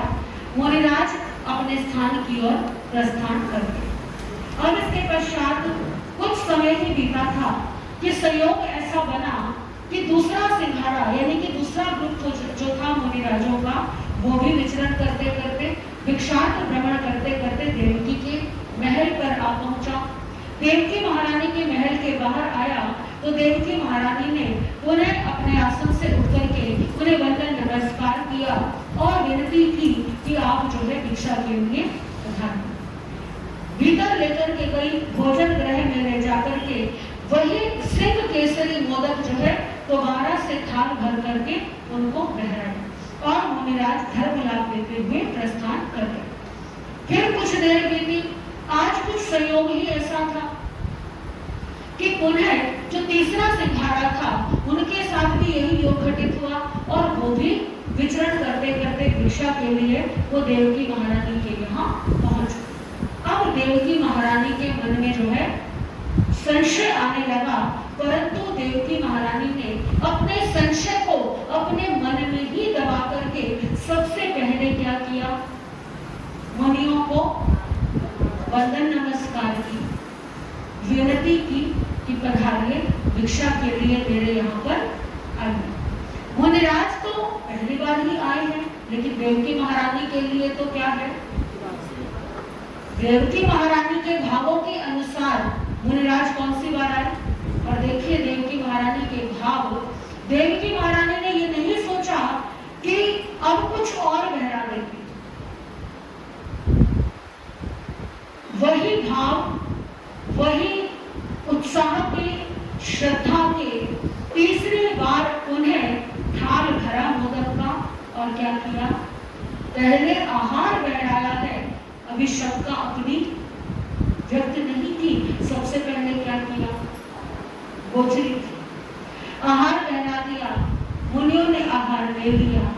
आहार बहराने के पश्चात विनय पूर्वक हाथ जोड़कर के निवेदन किया कि मुनिराज, मेरे मन में क्या है, एक प्रश्न है। देखिए कितनी सुंदर विधि है प्रश्न करने की, अपनी जिज्ञासा को रखने की। क्या कहती है देवकी कि मुनिराज, मेरे मन में एक शंका आई है, आप उसका समाधान कीजिए। मेरे मन में ये भाव आए कि क्या कृष्ण वासुदेव जैसे प्रतापी राजा जिस राज्य में राज्य करते, जो द्वारिका नगरी स्वर्ण की बनी हुई है, जहां पर धन की, वैभव की, संपन्नता की कोई कमी नहीं है, ऐसी द्वारिका नगरी में, क्योंकि कृष्ण महाराज स्वयं संतों के प्रति क्या रखते हैं, आदर का भाव रखते हैं, क्योंकि अनंत ऋषि के भाई हैं। कृष्ण महाराज जैसे भी अनंत ऋषि भगवान जब भी पधारते हैं, स्वयं कृष्ण वासुदेव दर्शनों के लिए जाते हैं, और कृष्ण वासुदेव दर्शनों के लिए जाएंगे तो जनसाधारण भी क्या है, जाएगा। तो कृष्ण वासुदेव श्रद्धा रखते हैं, तो इसका अभिप्राय क्या है कि जन साधारण भी क्या रखेगा, श्रद्धा रखेगा। तो मन में शंका है मेरे कि क्या हमारी इस द्वारिका नगरी में घरों में भिक्षा का योग मिलना क्या कम हो गया है, कोई ऐसा तो नहीं। कि द्वारिका नगरी के लोगों की भावनाएं क्या हो गई हो। ऐसा भी तो हो सकता है। यह नहीं चिंतन किया देवकी महारानी ने कि इनको तो सिंह केसरी मोदक का लालच आ गया, ये तो बार बार क्या है इसीलिए आ रही है। अभी तो देवकी के मन में क्या भाव आया कि कोई तो कारण है जो बार बार मुनियों को कहाँ आना पड़ रहा है, मेरे यहाँ आना पड़ रहा है। इसका अर्थ क्या है कि कहीं ना कहीं गोचरी में क्या हो रहा है, कोई ना कोई कमी आ रही है। तो निवेदन करती है कि क्या स्वर्ग जैसी द्वारिका नगरी में इतने घर होते हुए भी क्या लोगों की भावनाओं में कमी आ गई है कि जो आपको बार बार मेरे यहाँ आने का कष्ट करना पड़ा, जो आपको बार बार एक ही यहाँ से भोजन लेना पड़ा। क्योंकि ऐसा यदि है तो देवकी महारानी का चिंतन कुछ और है। क्योंकि जिस नगर में, जिस घर में गोचरी बहराने की भावना खत्म होने लग जाती है, उस घर की पुण्यवाणी क्षीण हो गई। हमारा जो देश है वो तो अतिथि का देश है। यहाँ तो क्या कहा जाता है, अतिथि देवो भव। दरवाजे पर कोई भी आ जाए उसको अपने यहाँ से बिना अन्न और जल दिए, वही देश है ना हमारा। आज समय थोड़ा सा बदलने लगा है, लोगों की भावनाएं बदलने लगी है कि कोई द्वार पर आए, क्योंकि कई बार लोगों को खतरा भी महसूस होता है, बहुत सारे अन्य कारण भी हैं। परंतु त्यागी जनों के प्रति, सन्यासियों के प्रति, श्रवण महान के प्रति ऐसे भाव यदि आ जाए कि अरे मैंने तो गोचरी बनाई ही नहीं, मैं क्यों बनाऊं, इतने लोग हैं वो बना लेंगे, या मेरे पास तो इतना समय ही नहीं है, मैं और क्या क्या काम करूं, या फिर इनका तो रोज का ही काम है, अपने आप तो कमाना और खाना नहीं है, क्या आ जाते हैं। क्योंकि हर व्यक्ति के अपने अपने भाव होते हैं। यही कारण है कि भिक्षाचर्य को भी क्या कहा गया है, तप कहा गया है, क्योंकि सभी के भाव एक समान नहीं होते। आप जैन परिवार से जुड़े हुए हैं, अपने बचपन से गोचरी देते हुए बहराते हुए देखा है, लेकिन कई बार कुछ अजैन परिवार होते हैं या कुछ जैन परिवारों में भी ऐसे परिवार होते हैं जिनको भिक्षा की विधि का, गोचरी की विधि का ज्ञान नहीं होता, या उन्हें इस प्रकार के संस्कार नहीं होते, ज्ञान ही नहीं होता। तो कई बार बहुत सारी अनुकूल प्रतिकूल परिस्थितियां एक श्रमण के जीवन में आती ही रहती है। तो कितनी विनम्रता से देवकी महारानी ने अपनी मन की शंका को प्रस्तुत किया है, और ये हमें सिखाता है कि कुछ पूछना हो तो कैसे पूछना चाहिए। ऐसा नहीं कि अपनी वाणी से क्या करें, बोलने का अपना अपना सबका तरीका होता है। आप वही बात प्रेम से भी कह सकते हैं और वही बात थोड़ा सा ऐसे शब्दों में भी कह सकते हैं। और विशेष रूप से जब संत साध्वी आपके यहाँ आए तो इस बात का ध्यान रखें, क्योंकि कई बार मैंने देखा है, ये अनुभव है मेरा अपना, कि कई बार हम गोचरी के लिए जाते हैं, कोई भी साधु साध्वी बिना अपने विवेक का उपयोग किए कई बार कुछ जो है बहनें या कुछ भाई जो है वो ऐसी बात बोल जाते हैं जो उन्हें बोलनी नहीं चाहिए। तो इस बात का ध्यान रखें। ये आपकी पुण्यवाणी है कि पंच महाव्रतधारी साधु साध्वी आपके यहाँ गोचरी के लिए आए। आपकी पुण्यवाणी है, उसे और बढ़ाइए। आपकी रसोई में जो भी कुछ है उसमें से कुछ भी आप श्रद्धा और भक्ति के साथ उन्हें दे सकते हैं। और यदि मन में कोई प्रश्न भी है, कोई शंका भी है, तो विनय पूर्वक उसका समाधान भी करा सकते हैं। हो सकता है आपके पूछने का तरीका कुछ और हो, या हो सकता है आपकी शंका ही बिल्कुल निर्मूल हो, बात कुछ और ही हो। तो देवकी महारानी ने जब ये कहा तो मुनिराज जो थे वो समझ गए कि देवकी महारानी को क्या हुआ है, भ्रम हुआ। मुनिराजों ने भी अपने मन में कोई अन्य भाव नहीं धरे, पूरी समता के साथ में, क्षमा भाव के साथ में, पूरी विनम्रता के साथ में मुनियों ने प्रसन्नता पूर्वक उत्तर दिया कि हे देवकी, हम एक जैसे दिखने वाले क्या हैं, 6 भाई। हमने एक साथ भिक्षा धारण की थी। जब हमने दीक्षा ली तो हमने एक संकल्प किया था कि हम बेले बेले पार न करें, और हम भाई देखने में एक जैसे लगते हैं। अवश्य ही आपके यहाँ पर क्या हुआ है, क्योंकि आज हम 3 सिंहारों में विभक्त होकर के निकले थे, तो अवश्य आपके यहाँ पर सबसे पहले एक सिंहारा आया है, फिर दूसरा आया है, फिर हम आए हैं। हम पहले नहीं आए हैं और एक सिंहारा एक ही बार आपके यहाँ से भिक्षा लेकर के गया है। समान रंग रूप होने से आपको लग रहा है कि हम बार बार अपना परिचय दिया, मुनिराजों ने परिचय दे दिया। बात सुनी मुनिराजों की, 6 भाई एक साथ भिक्षा ली है और दिखने में कैसे एक जैसे ऊंचाई, एक जैसा रंग रूप आकार। देवकी महारानी की शंका का समाधान हो। मुनिराज वापस अपने स्थान की ओर लौट गए। मुनिराजों की बात सुनकर के एक संतुष्टि तो हुई कि कृष्ण की द्वारिका नगरी में गोचरी पानी की कोई कमी नहीं, लेकिन एक दूसरे मन में भाव आ गया। ये तो कहते हैं कि हम नाग गाथापति के पुत्र हैं, शुल्सा के पुत्र हैं, हम भद्रपुर नगर के निवासी हैं।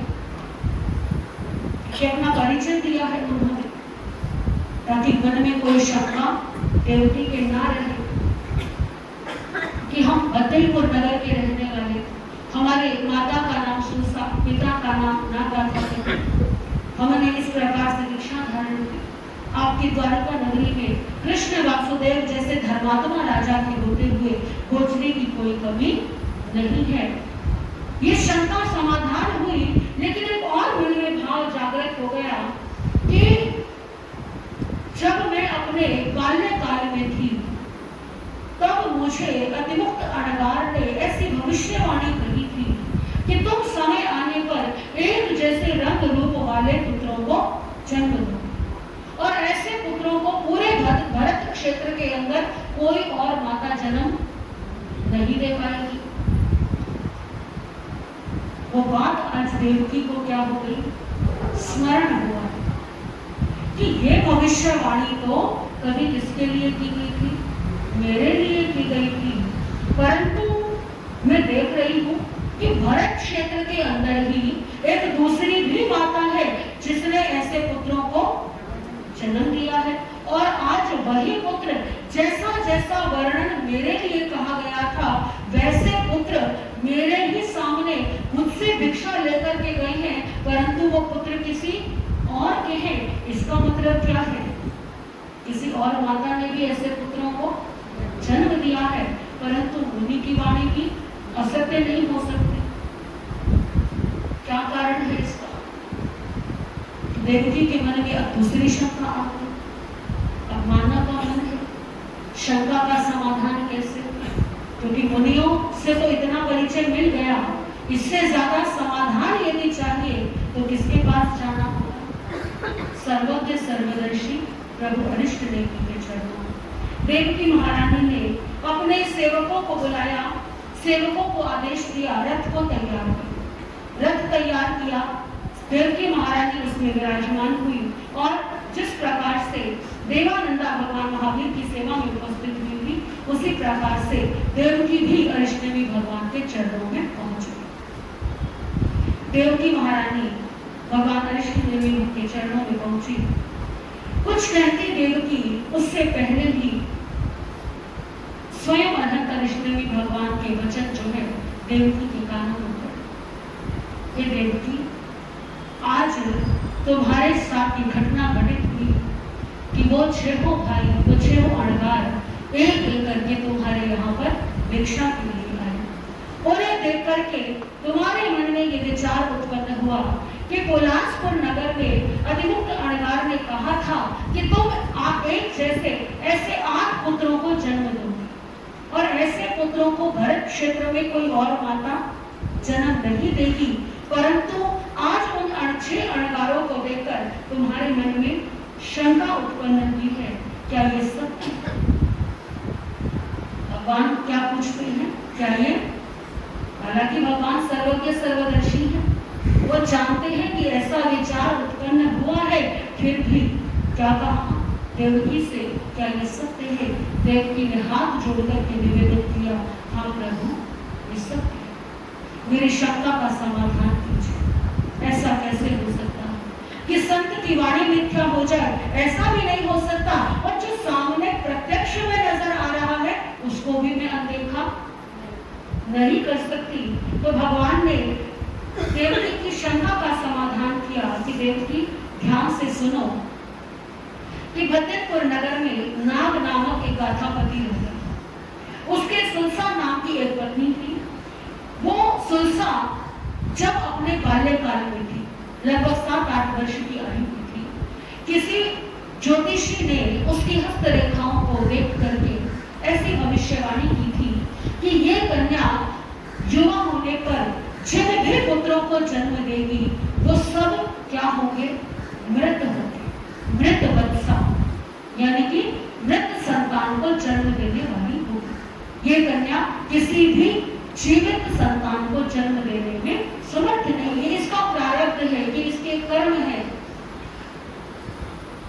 तो सुलसा को जब ये बताया गया तो जाहिर सी बात है कि यदि समस्या बताई है तो उसका समाधान भी पूछा ही जाता है। आपको भी यदि कोई बोले कि आपके साथ भविष्य में ऐसा होने की संभावना है, आप भी क्या कहेंगे? महाराज उपाय भी बता दो, कोई ना कोई निवारण भी बता दो। तो निमित्तज्ञ ने बताया कि जो शिशु होते हैं, जितने भी बालक होते हैं, उनके अधिष्ठाता एक देव होते हैं, हिरण्यगवेशी देव। आपने अनेकों बार नाम भी सुना है हिरण्यगवेशी देव।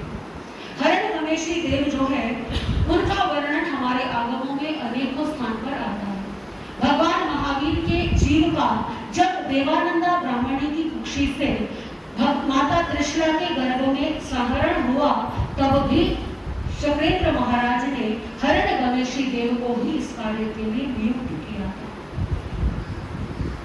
श्री कृष्ण अभी छोटे भाई की कामना से जिस देव की आराधना करेंगे वो भी कौन से देव है? हिरण्यगवेशी देव। और अभय कुमार ने भी राजा श्रेणी के और अपनी विमाता के पुत्र के लिए हिरण्यगवेशी देव की आराधना की। तो हिरण्यगवेशी देव का हमारे आगमों में बार बार वर्णन आता है। तो उस निमित्तज्ञ ने बताया कि ये जो बालिका है ये क्या करे? ये देव आराधना करे, ये बाल्यकाल से ही उपासना प्रारंभ करे, प्रतिदिन स्नान करके भीगे वस्त्रों से ही उस हिरण्यगवेशी देव की एक प्रतिमा बनाए और प्रतिमा बना करके उसे प्रतिदिन पुष्पों से और ढक दे, उसे पुष्पों का ढेर लगा करके घुटने पे का करके वहां पूजन अर्चन करे और फिर अपने दैनिक कार्यों की शुरुआत करे, यानी कि अपना इष्ट मान ले जिसको हिरण्यगवेशी देव, और उनसे यही निवेदन करे तो संभव है कि इसका ये दोष क्या हो जाए, दूर हो जाए। तो अरण्यतरिष्ण भी भगवान फरमाते हैं कि ऐसा बताने पर सुलसा ने क्या किया? सुलसा अपने बाल्यकाल से ही हिरण्यगवेशी देव की सेवा भक्ति करने लगी।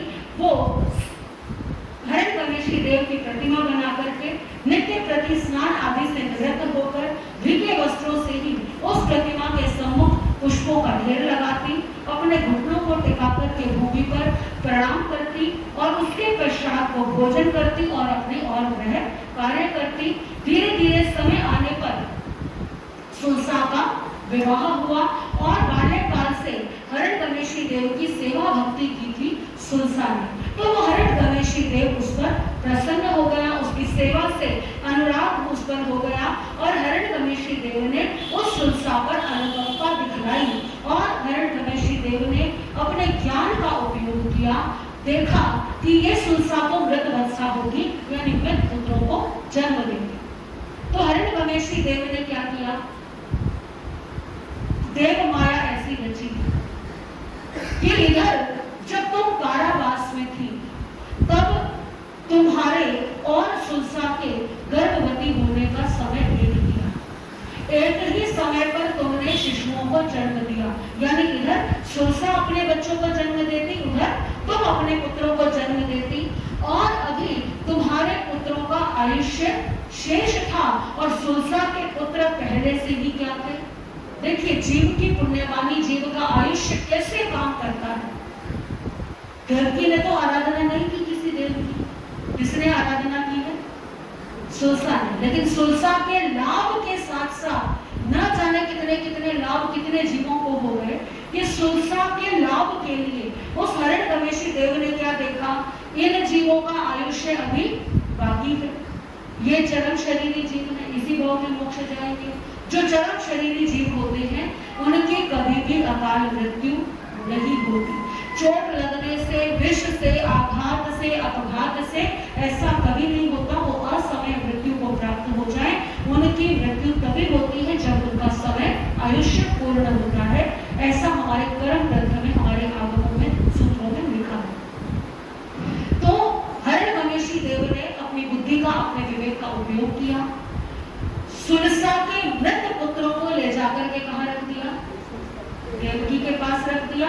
और देवकी के वो जो जीवित पुत्र थे, अभी किसी को नहीं पता कि संतान का जन्म होते ही देव माया से वो पुत्र कहाँ पहुंचा दिए?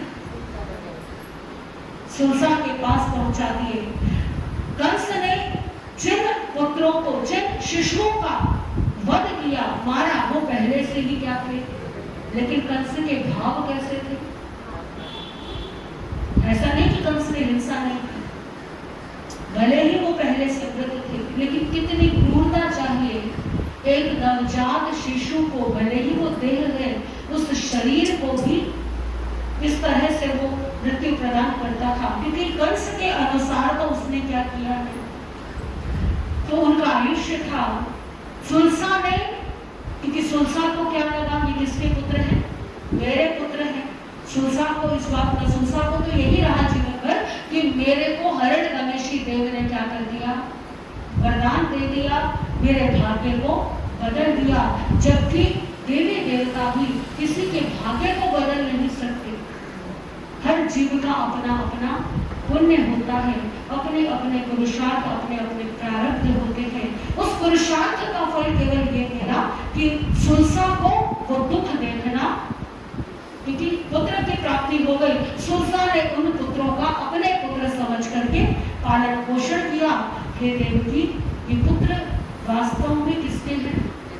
ये तुम्हारे ही पुत्र हैं, ये सुलसा के पुत्र। सुलसा ने इनका पालन पोषण किया है, परंतु इनकी जन्मदात्री माता तुम ही हो। ऐसा जब सुना देवकी, एक माँ के लिए इससे ज्यादा खुशी की बातें क्या हो सकती कि जिन पुत्रों को वो आज तक क्या सोचती थी कि कंस ने मार दिया, वो पुत्र आज क्या है? सबसे पहली बात तो वो जीवित है, फिर वो स्वस्थ है, और आज देवकी को क्या हो गया? उनका दर्शन भी हो गया, उनसे मिलना भी हो गया। तो देवकी महारानी बहुत प्रसन्न हुई। प्रसन्नता का अतिरेक जो है वो हृदय में उमड़ पड़ा। कृष्ण ने भी भगवान के चरणों में वंदन नमस्कार किया और एक बार मन में भाव आया, एक बार अपने पुत्रों को देख तो लूं, एक बार अपने पुत्रों के दर्शन तो कर लूं। दर्शन तो किए पहले भी, लेकिन पहले भाव क्या थे कि वो मुनि है और मैं क्या हूँ? एक श्राविका, गृहस्थ।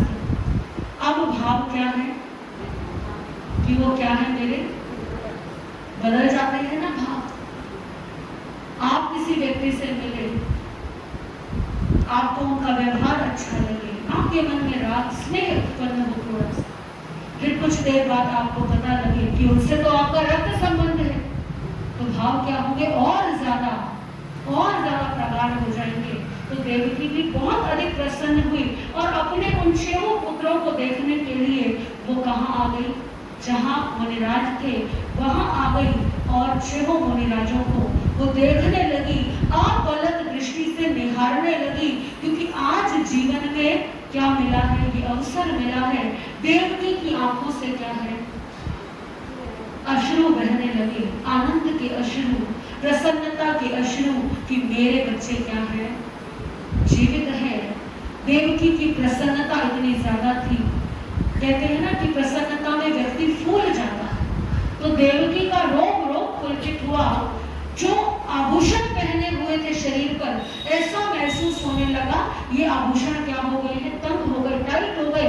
ऐसी प्रसन्नता कवि ने देवकी के इन भावों को बड़े सुंदर शब्दों में पिरोया है कि देवकी की क्या आए मन में भाव आए कि प्रभु के वचन सुनकर के देवकी का मन क्या हो गया। भगवान के वचन सुनकर के देवकी का मन खिल उठा। वचन प्रभु का सूर्य बन कर मन खिला गया। वचन प्रभु का सूर्य बन कर मन खिला गया। नैनों में जल उनमें उज्ज्वल दूध आ गया। वचन प्रभु का सूर्य बन कर मन खिला गया। मुनि के वचनों की सच्चाई सामने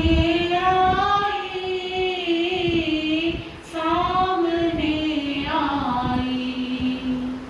मिट गया शंका तेरे अब रोशनी छाई।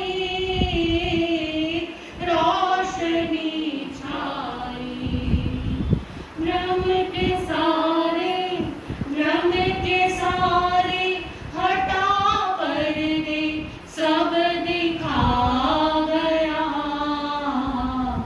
वचन प्रभु का सूर्य बन कर मन खिला गया। वचन प्रभु का सूर्य बन कर मन खिला गया। देवकी अब तक क्या सुनती आई थी, अपने मन को तसल्ली देती आई थी कि मेरी संतान क्या होगी, कंस ने उसको मार दिया, मेरे बच्चे मर चुके हैं। लेकिन ये तो वास्तविकता नहीं थी। देवकी क्या सोचती है, मैं हूँ मृत वर्षा ये अब तक सुनती आई थी।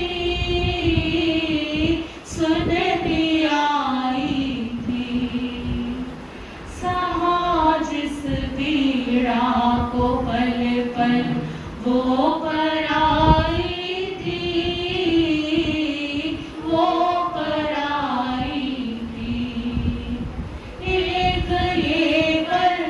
एक ये पल सब पलों का दुख भुला गया। वचन प्रभु का सूर्य बन कर मन खिला गया। वचन प्रभु का सूर्य बन कर मन खिला गया। देवकी खड़े खड़े चिंतन करती है कि पुत्र कितने सुंदर है, कितने सुकुमार है। एक समय होगा जब ये छोटे छोटे होंगे, कैसे ये बोलते होंगे गुजराती भाषा में, कैसे ये चलना सीखे होंगे। क्योंकि आज कोई युवा है तो एक समय पर वो क्या है, छोटा सा शिशु भी था। और शिशु कैसे होते थे, छोटे बच्चे थे। उनका चेहरा, उनके चेहरे की मासूमियत, उनके हाथ, उनके पांव, उनकी मुस्कुराहट कितनी निर्दोष होती है। तो देवकी वहीं खड़े खड़े अपने पुत्रों के बचपन का चिंतन करती है, सोचती है कि जब ये चलते होंगे, चलना सीखा होगा तो कैसे चलते होंगे, कैसे बोलते होंगे। कैसे दूध की रतियां आई, कैसे पाव चले, कैसे पाव चले, कैसे बचपन की गलियों में तुतलाए मचले, तुतलाए मचले। कल्पना की आँख में सब कुछ समा गया। वचन प्रभु का सूर्य बन कर मन खिला गया। वचन प्रभु का सूर्य बन कर मन खिला गया। देवकी वही खड़ी हुई सब कुछ सोच रही है। अपने पुत्रों के निकट जाकर के उन्हें नहीं बताया कि तुम्हारी जन्मदात्री माता मैं। उसका कारण कि पुत्र अब संसार को छोड़ चुके हैं, संसार का त्याग कर चुके हैं, मोह के बंधनों को तोड़ चुके हैं, और उन पुत्रों की दृष्टि में उनकी सांसारिक माता कौन है? सुनसा है। मुझे ये पता लग गया कि ये पुत्र किसके हैं? मेरे हैं। मेरे मन को संतुष्टि मिल गई, मेरे मन को शांति मिल गई। मैं क्यों अपने पुत्रों के मन में मोह का बीज? कितनी गंभीरता देवकी माता की भीतर। वही खड़ी हुई सोच रही है, इन्हें सत्य बता भी दिया तो क्या हो? ये तो अणवार है, आत्म कल्याण के मार्गों पर बड़े हुए हैं और अब संसार को छोड़ करके त्यागी हो चुके हैं। तो देवकी अपने मन से भर भर के आशीर्वाद देती है, मंगल कामना करती है। जैसे आप अपने बच्चों को आशीर्वाद देते हैं, तुम सफल हो, तुम तरक्की करो, आगे बढ़ो, खूब पैसा कमाओ, ऐसे ही आशीर्वाद देते हैं। तो देवकी क्या आशीर्वाद देती है अपने पुत्रों को? इस अणवार के लिए सबसे बड़ी लक्ष्मी है मोक्ष लक्ष्मी। कौन सी लक्ष्मी है? मोक्ष लक्ष्मी। तो देवकी आशीर्वाद देती है कि तुम्हें देख करके जो मेरी दुख की धारा प्रवाहित हो रही है, मेरी ममता जो बाहर निकल करके आ रही है, बस एक ही आशीर्वाद देती है, क्योंकि अब किसके पुत्र हैं? ये मेरे हैं। और अब संसार भी जान ही जाएगा कि ये किसके पुत्र हैं? मेरे पुत्र हैं। तो अपने पुत्रों को एक मां ने क्या आशीर्वाद दिया? मेरे चलते दूध कियो लाज रखना तुम, लाज रखना तुम, संयमी हो मोक्षकारी स्वाद चखना तुम, स्वाद चखना तुम। कि तुमने संयम लिया है तो अब क्या करना? अब मोक्ष का स्वाद ही चखना। कोई कहे ना, कोई कहे ना, देवकी सुत डगमगा गया, वचन प्रभु का सूर्य बन कर मन खिला गया, वचन प्रभु का सूर्य बन कर मन खिला गया। ऐसा आशीर्वाद देती हुई, ऐसी मंगल कामना करती हुई, अपने उस मात्र प्रेम को सार्थक करती हुई देवकी वापस जो है अपने महलों की ओर लौट आई। आज एक ही दिन में न जाने कितने कितने भाव क्या हो रहे हैं, आ रहे हैं और जा रही है। कुछ समय पहले मन में शंका थी, अब पुत्रों के प्रति क्या है? प्रेम और स्नेह का भाव है, प्रसन्नता का भाव है। महलों में आ गई देवकी और महलों में आकर के अपने आसन पर बैठी, अपने सिंहासन पर विराजमान हुई। और जब विराजमान हुई तो देखिए अब विचार क्या हो गए? कुछ और हो गए। अब देवकी सोचती है कि मैं कितनी सौभाग्यशाली हूँ कि मैंने कितने सुंदर सुकुमार पुत्रों को जन्म दिया। और देखो अब तक मैं सोचती थी वो पुत्र क्या हो गए? मृत्यु को प्राप्त हो गए, परंतु वो पुत्र जीवित भी है और आज मैंने अपनी आंखों से उनको देख भी लिया और अणगार बन करके वो आत्म कल्याण के मार्ग पर बढ़ गए हैं। ये भी कितनी अच्छी बात है। एक पुत्र मेरे कृष्ण वासुदेव है, वो भी इस संसार में क्या है? 3 खंड के अधिपति हैं। लेकिन फिर मन में एक विचार और आ गया कि इतने योग्य, इतने सुंदर, सुकुमार, इतने प्यारे प्यारे पुत्रों को मैंने जन्म दिया, परंतु एक को भी अपनी गोद में नहीं खिलाया। और माँ तो वही होती है जो बच्चे को गोद में, कहते हैं कि एक स्त्री जब एक बालक को गोद में लेती है, एक शिशु को गोद में लेती है, तो उसके भीतर एक मातृत्व का भाव स्वतः ही आ जाता है। एक बालिका के भीतर भी एक माँ छिपी हुई होती है। आपके घर में भी बच्चियां हैं, बेटियां हैं, वो कैसे देखभाल करती हैं आपकी? जैसे एक माँ करती है, उनके शब्दों में वो भाव होते हैं। तो एक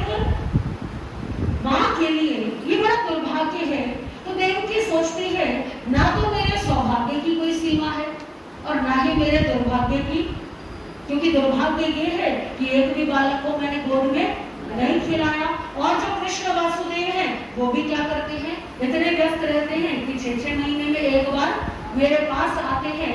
वो माताएं धन्य है, उनका जीवन सौभाग्यशाली है जिन्हें बच्चों को गोद में खिलाने का, उनकी तुतलाती हुई वाणी को सुनने का, उनको चलाने का, उनकी छोटी छोटी जो लीलाएं होती हैं उनको देखने का सौभाग्य मिलता है।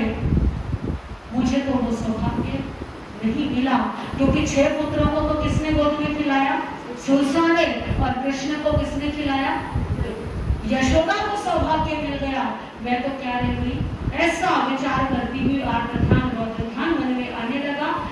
संयोग से आज ही वो दिन था जो कृष्ण वासुदेव भी देवकी माता के दर्शन के लिए आने वाले थे। देवकी माता के दर्शन के लिए वो उपस्थित हुए, प्रणाम किया, परंतु आज माँ का ध्यान कहीं और था। माँ ने आशीर्वाद नहीं दिया। कृष्ण वासुदेव ने पूछा माँ से, माँ क्या बात है, आज क्या किसी ने आपको कुछ कह दिया, किसी ने आपकी आज्ञा नहीं मानी, आपका अपमान किया, जो आज आप मुझे आशीर्वाद नहीं दे रही, आप चिंता में लीन है। देवकी महारानी से बार बार कृष्ण महाराज ने पूछा तो देवकी ने अपने भाव व्यक्त कर दिए। अपनी माँ की प्रसन्नता के लिए कृष्ण वासुदेव कहते हैं, माँ आप चिंता मत करो, मैं कोई ना कोई ऐसा उपयोग लगाता हूँ, कोई ऐसा प्रयास करता हूँ कि जिससे आपकी चिंता क्या हो जाए, दूर हो जाए। और ऐसा विचार करके श्री कृष्ण वासुदेव माँ को वंदन नमस्कार करके निकले और कौशलशाला की ओर जाने लगे। कृष्ण महाराज कैसे अपने माँ की इस इच्छा की पूर्ति करेंगे, किस प्रकार से ये कथा देवकी माता की आगे बढ़ेगी, श्रीमद् अंतर्दशाम सूत्र की आगे की वाचना के साथ आगे श्रवण करेंगे। आज की वाचना यही तक थी। सभी हाथ जोड़ेंगे, श्री आगे के लिए प्रणति तमसा सभा में जमात बच्चा मैंने मेरा कर बच्चा कर मैंने मेरे मेरे बोले इसके लिए देखिए हम पानी पूजा पानी पूजा असच्चाई सच्चाई सच्चाई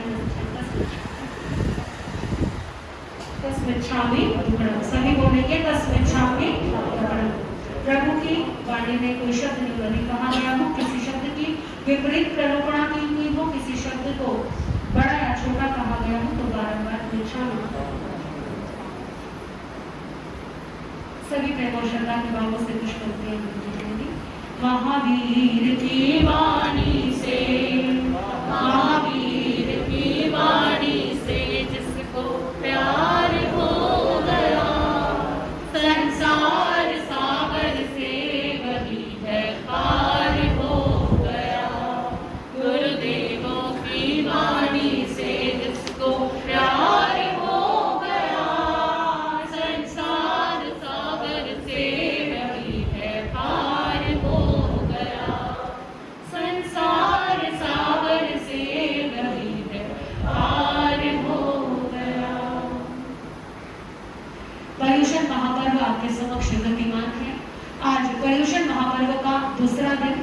श्रीमद् अंतर्दशाम सूत्र की आपने वाचना सुनी। अभी कुछ ही देर में विद्या विलासी साध्वी श्री वारिशा जी महाराज अपनी सरल स्पष्ट वाणी में कल्प सूत्र की हिंदी वाचना आप सभी को देंगे। जिन भी भाई बहनों को कल्प सूत्र की वाचना श्रवण करनी है वे मंगल पाठ के पश्चात जो है यहीं पर रुके। मंगल पाठ के पश्चात 5 या 7 मिनट का ब्रेक लेकर के कल्प सूत्र की वाचना प्रारंभ की जाएगी। पर्युषण महापर्व के दिनों में आप सभी राहुल वाचना का लाभ लेते हैं, जप और तप करते हैं। इसके साथ साथ आप प्रतिदिन दान भी अवश्य करें, क्योंकि धर्म के 4 अंग हैं, दान, शील, तप और भावना। तो आप तपस्या भी कर रहे हैं, कुछ ना कुछ आप त्याग भी सभी कर ही रहे हैं। शील का पालन यानी मर्यादा का, ब्रह्मचर्य का पालन भी आप कर रहे हैं। आपके भाव भी क्या हो रहे हैं, शुद्ध हो रहे हैं। जितनी देर यहाँ बैठते हैं उतनी देर तो शुद्ध हो ही जाते हैं, बाकी भी शुद्ध रखने का प्रयास रहता है। तो दान, शील, तप, भावना, इनमें से जो सबसे पहला अंग है दान। और वैसे भी ये नियम आप बनाइए अवश्य कि जब भी आप स्थानक भवन में आए तब आप अपने हाथों से कुछ ना कुछ दान अपनी स्थिति के अनुसार, अपने भावों के अनुसार। और याद रखिएगा, दान देने से कभी भी धन घटता सब नहीं बोले।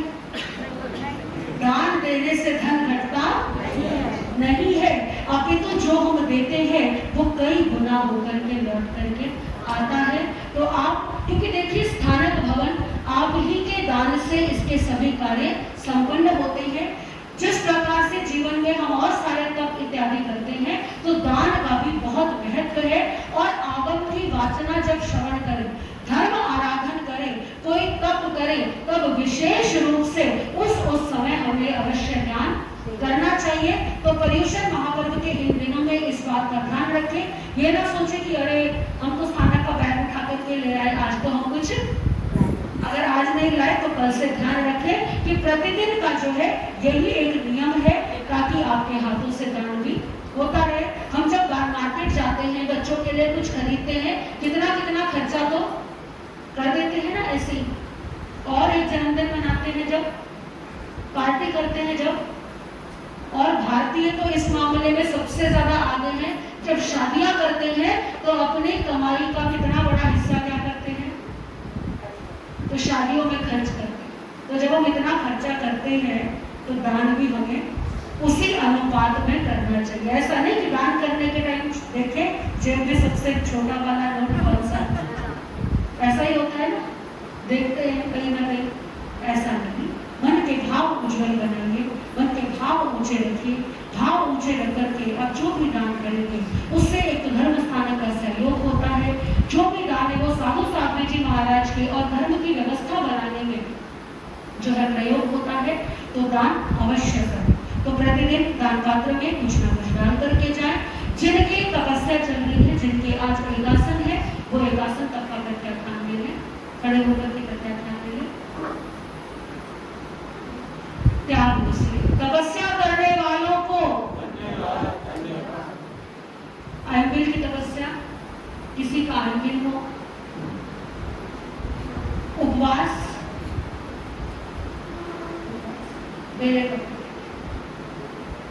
त्याग से तपस्या करने वालों को, तपस्या के प्रत्याख्यान तो इतने कम जनों ने लिए और आवाज अधिकांशतः की नहीं आ रही, कम से कम अनुमोदना अवश्य करें। तपस्या करने वालों को धन्यवाद, धन्यवाद। क्या है? उपवास बेला है आज, मतलब उपवास का ही बेला। क्या तपस्या करने वालों को एक समय का भोजन छोड़ना भी बड़ा कठिन है। और जो तपस्या में रहते हैं, चाहे वो एकासन की है, चाहे वो उपवास की है, हम सभी तपस्वियों की बहुत बहुत हार्दिक अनुमोदना करते हैं। सभी तपस्वियों को तपस्या में साता बनी रहे ऐसी मंगल कामना करते हैं। सायंकालीन प्रतिक्रमण में आप सभी अधिक से अधिक संख्या में पधारें। 12 घंटे का महामंत्र डंकार जो चल रहा है जब, उसमें भी आप सभी समय से आने का भाव रखें। जिनके नाम नहीं भी लिखे गए हैं वो भी अवश्य किसी भी समय माला फेर करके अवश्य जाए। आज की प्रभावना तो कमल विनोद जी कमल, आज की प्रभावना श्री दशरथ लाल जी जैन के सुपुत्र श्री विनोद जी और कमल जी जैन के परिवार की ओर से है। और भी जो भाई बहन प्रभावना का नाम लेना चाहते हैं वो अपने नाम लिखवा सकते हैं। 5वें पर्युषण के दिन यानी रविवार के दिन कल्पसूत्र की वाचना के अनुसार भगवान महावीर का जन्म कल्याण महोत्सव मनाया जाएगा। ये जन्म महोत्सव जो है हमारे महिला मंडल की जिम्मेदारी है, हमारी बहनों की विशेष जिम्मेदारी है। पालना इत्यादि तैयार करें, उसको सजाएं और एक बालक भी जो है, जिनके भी परिवार में छोटा बच्चा हो उनको भी तैयार करें वर्धमान बनाने के लिए।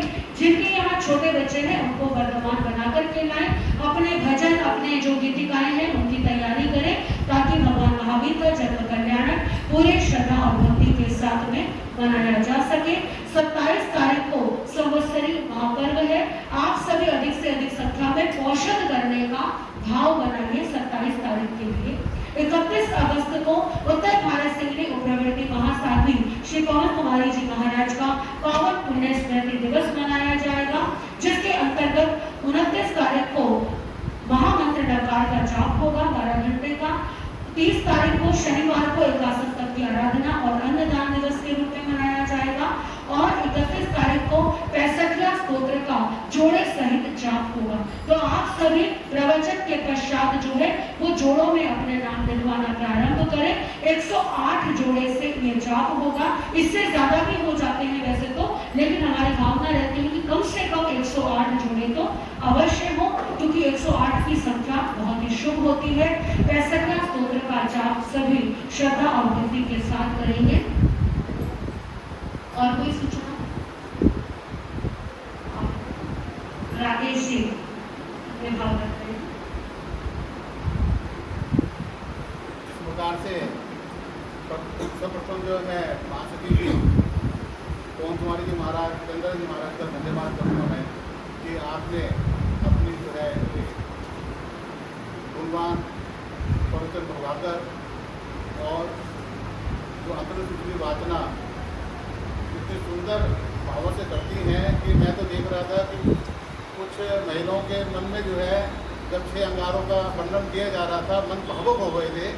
तो ये इनकी जो है शैली है प्रवचन करने की और अंतर्दृष्टि को प्रवचन करने की, और आपने भजन के माध्यम से भी जो है अपने जो है विचार, जो आम जनता मानस के जो विचार होते हैं वो अपने भावों से प्रकट करते हैं। इससे जो है मन गदगद हो जाता है। और मैं देख रहा हूँ कि सभी बड़ी जो है लगन से और बड़ी श्रद्धा से अपना अंतर्दृष्टि सुन रहे थे। और 8 दिनों के प्रदूषण में जो जाप चल रहा है 12 घंटे का, बड़ी सुंदर व्यवस्था से चल रहा है। छोटे बड़े सब जने अपना सहयोग समय समय पर दे रहे हैं। 31 तारीख को महासती पवन कुमारी जी महाराज का स्मृति दिवस मनाया जाएगा। मैं तो याद कर रहा हूँ कि महाराज श्री जो अपना भजन कर रही थी, इतना गुणगान कर रही हैं, सब पुरानी शैली के अंदर कर रही हैं। जैसे हमें याद आ रहा है मीठी लगती गुणांदी वाणी, मतलब उसी की मतलब एक शैली है जो पुराने कर रही है, कि आज की फिल्म अंदाज में नहीं, मतलब जिससे हमारे मनों को छूता है इस बात का जो है। और हम आपका जो है बहुत धन्यवाद कर रहे हैं, समाज का धन्यवाद कि आप संभाले हो पूरे लगन के साथ में। शाम को जो है प्रत्येक मन के समय 18 से 20 महिलाएं यहाँ पर मैं एकत्रित थी। यहाँ पर मैं बहुत ही सुंदर लग रहा था। और मैं आशा करता हूँ कि कुछ और भी आ सकते हैं तो वो भी आएँ और इस बात को जो है धर्म लाभ दें। जो है 31 तारीख के लिए, जैसे आजकल जो है धर्म भावना चल रही है, ये आज की जो है विभोर जी, कमल जी और दिव्या जी, टीटू भाई अपना जो है सबकी गर्भ के परिवार की तरफ से है जब धर्म भावना, तो बहुत सुंदर बात है। और 8 के 8 दिन से पूरे हो चुके हैं। 2 व्यक्ति के नाम रह गए हैं, वो 31 तारीख को, वो ये न सोचे कि हमारा नाम नहीं लिया जा रहा, क्योंकि चलो एक को एक ही मिल जा रहा है। 31 तारीख को अपना सहयोग जो यहाँ पर में भोजन की व्यवस्था समाज करेगी, अपना सहयोग आर्थिक सहयोग उस अर्थव्यवस्था में दे, तो ताकि जिससे सुचारू रूप से बढ़िया और सुंदर कार्यक्रम हो सके। अपने नाम जो आप गणेश जी को लिखा लें, 1000 2000 की प्रति देंगे, हमारा कोई पुण्य है कि बहुत दें आप, ठीक है, हमारा जो काम चल जाएगा। पुण्य से पूरी साहब महाराज जो हैं, आप जो है आपके बस 5-7 मिनट देंगे अपना सब की वाचना करेंगे। बहुत सुंदर जो है वाचना करेंगे जो है वो लगभग 10 से 40 मिनट तक 45 मिनट तक ही चलेगा। जो भाई बैठना चाहे वो बैठ जाए, ये नहीं कि 11 साढ़े 11 चलेगा, ऐसा नहीं है। 10-45 में आपको ठीक कर देंगे। और मेरे मुझे यही भावना है कि आप अच्छे तरीके से अपना हर तरह धर्म लाभ लेते हैं। सभी प्रेम और श्रद्धा के भावों से जयकारे लगाएंगे।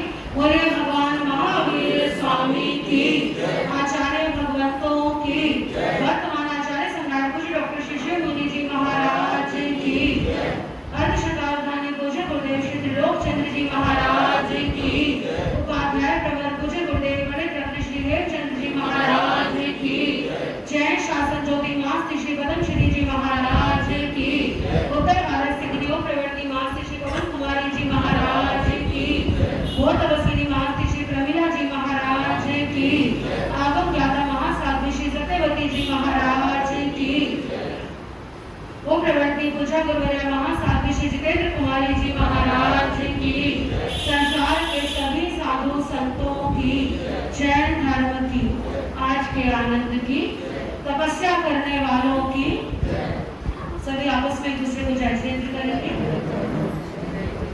नमो हरिहम प्राणम, नमो सिद्धाणम, नमो अरिहणम, नमो उवच्छायणम, नमो योगे संस्थापनम, ऐसो पचनमो कारो सबो पावपनासनो मंगलानंद सभ्य से परमो हरि मंगलम, श्री चतारी मंगलम, अरिहंता मंगलम, सिद्धा मंगलम, साहो मंगलम, केवली प्रणत नमो मंगलम, चतारी लोग तुम्हारी हंता लोग तुम्हारा सिद्धा लोग तुम्हारा साहो लोग तुम्हारा केवली प्रणत नमो मंगलम, चतारी शरणम भवजामि, अनंत शरणम भवजामि, सिद्धे शरणम केवली प्रणत धुमो शरण भवजामि ये चा